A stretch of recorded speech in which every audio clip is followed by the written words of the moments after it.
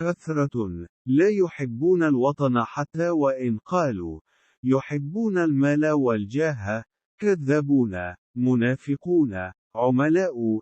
الشعب عرف حقيقتهم أفرادا وجماعات وأحزاب. هذا وعد وأخلف وباع أتباعه. كيف لا يبيع الباقين؟ كيف لا يبيع الوطن؟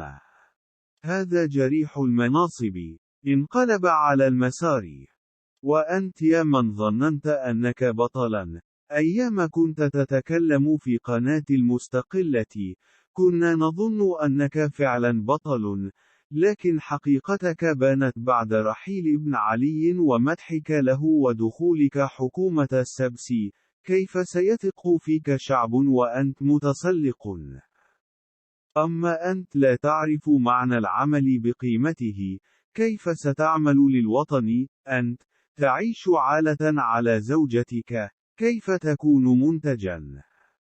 هذا ليس حصرا بل عناوين الفشل والطمع والأصولية والجشع. هم كثيرين.